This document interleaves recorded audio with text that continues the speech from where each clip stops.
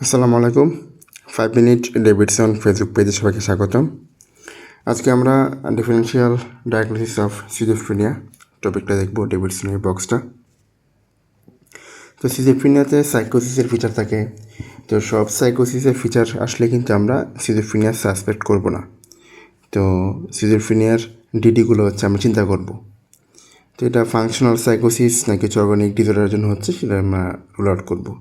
তো ফাংশনাল কী আছে যদি আমরা দেখি, ডিলিউশনাল ডিসঅর্ডার, অর্থাৎ রিলেশন ডিসঅর্ডারের ক্ষেত্রে অনলি ডিলিশন থাকবে, এক বা একাধিক ফিক্সড ডিলিশন থাকবে, কিন্তু সিজোফ্রেনিয়ার মতো বড় ধরনের থট ডিসঅর্ডার বা ওইরকম কোনো কিছু থাকবে না। সিজোফ্রেনিয়ার স্পেসিফিক ফিচার্স থাকবে না, হ্যালোসিনেশন এগুলো থাকবে না, পার্সোনালিটি ডিটেরিয়েশন এগুলো থাকবে না। সাইকোটিক ডিপ্রেশন, মানে সাইকোটিক ডিপ্রেশনের ক্ষেত্রে আগে ডিপ্রেশন আসে, ডিপ্রেশন আগে আসে, এরপর হচ্ছে সাইকোসিস আসে, এরপর সাইকোসিসের ফিচার আসে সাইকোটিক ডিপ্রেশনের ক্ষেত্রে। আর মেনিক এপিসোড, এখানে মেনিয়া প্লাস সাইকোসিস থাকবে। ওভার অ্যাক্টিভ বা হচ্ছে over happy mania, mood elevated থাকে। আর সিজো এফেক্টিভ ডিসঅর্ডার, এখানে সিজোফ্রেনিয়া সিমটমস পাশাপাশি মুড সিমটমস থাকে আর কি। Mood and schizophrenia symptoms both prominent থাকে। কিছু সময় সাইকোসিস থাকে উইদাউট মুড সিমটমস। এটাই মূলত হচ্ছে মুড ডিসঅর্ডার থেকে হচ্ছে আলাদা করে আর কি। এজন্য বলছে যে সিজো এফেক্টিভ বোথ ক্ষেত্রে হচ্ছে বলছে। আর পিউপিরিয়াল সাইকোসিস এটা মূলত পোস্টপার্টাম প্লাস একুট সাইকোসিস যদি হয়, সেক্ষেত্রে হচ্ছে আমরা চিন্তা করবো যে এটা পিউপিরিয়াল সাইকোসিস। তো ফাংশনাল ক্ষেত্রে হচ্ছে আমরা সাইকোসিসের ক্ষেত্রে এইগুলো আমরা চিন্তা করব। এখন আমরা অর্গানিক যে ডিসঅর্ডারগুলো চিন্তা করি।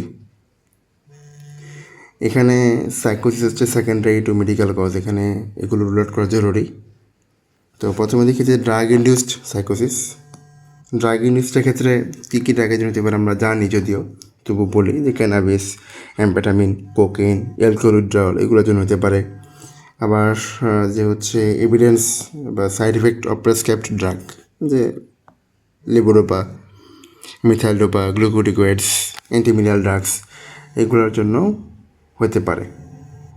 মানে এগুলোর জন্য হচ্ছে কী হয়, যে হচ্ছে এগুলোর ফলে ডোপামিন অ্যাক্সেস হয়। ডোপামিন আমরা কি হচ্ছে সিজোফ্রেনিয়ার ক্ষেত্রে বা সাইকোসিসের ক্ষেত্রে হচ্ছে আমরা বলছিলাম ভিডিওতে, যে ডোপামিনের অ্যাক্টিভিটি যদি বেড়ে যায়, ডোপামিন যদি হচ্ছে বেড়ে যায়, অ্যাক্সেস হয়ে যায়, সেক্ষেত্রে সাইকোটিকের ফিচার হচ্ছে ডেভেলপ করে। তো এইগুলা ডোপামিন বাড়ায় দেয়, এর জন্য সাইকোসিসের ফিচারটা হচ্ছে ডেভেলপ করে আর কি। আর স্টেরয়েড প্লাস সাইকোসিস এটা হচ্ছে ভেরি কমন। এখন দেখি টেম্পোরাল লোব এপিলেপসি। যদি সিজারের কোনো এভিডেন্স থাকে, যদি পেশেন্টের সিজার্সের এভিডেন্স থাকে, তখন হচ্ছে আমরা চিন্তা করবো যে টেম্পোরাল লোব এপিলেপসি। আবার হচ্ছে দেখি যে যদি অরা থাকে, পোস্টেক্টাল কনফিউশন থাকে, অ্যাবনর্মাল ইজি থাকে, সেক্ষেত্রে হচ্ছে আমরা করতে পারি। আর অলফ্যাক্টরি হ্যালোসিনেশন থাকবে, অলফ্যাক্টরি হ্যালোসিনেশন থাকবে হচ্ছে টেম্পোরাল লোব এপিলেপসিতে। Olfactory hallucination. তারপর দেখি ডেলারিয়াম হচ্ছে ভিজুয়াল হ্যালোসিনেশন, ইম্পেয়ার্ড কনসাসনেস, এই জিনিসগুলো হচ্ছে থাকবে। এটা হচ্ছে ক্লু আমাদের।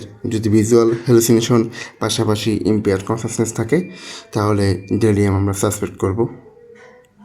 হলমার্ক ফিচার্স হচ্ছে অল্টার্ড কনসাসনেস, ফ্লাকচুয়েটিং কোর্স, ইনঅ্যাটেনশন, এগুলো হচ্ছে হলমার্ক ফিচার্স। অনসেটটা হচ্ছে ডেলারিয়াম অনসেটটা হচ্ছে একুট থাকবে, আর সিজোফ্রেনিয়াতে হচ্ছে ক্রনিক থাকবে। আর কনসাসনেস ডেলারিয়ামের ক্ষেত্রে হচ্ছে দেখা গেছে ইম্পেয়ার্ড হবে, কিন্তু সিজোফ্রেনিয়াতে কনসাসনেস ক্লিয়ার থাকবে।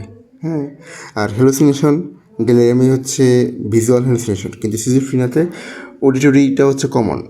অডিটরি হ্যালোসিনেশন সিজোফ্রেনিয়াতে কমন। তারপর দেখি ডিমেনশিয়ার ক্ষেত্রে ওল্ড এজ সাইকোসিস, তাহলে হচ্ছে অলওয়েজ ডিমেনশিয়া। যদি old age memory loss, executive dysfunction, gradual onset থাকে।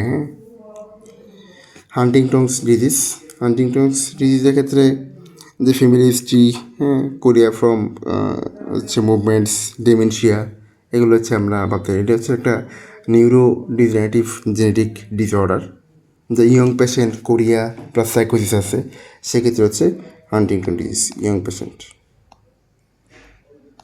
Patient chorea plus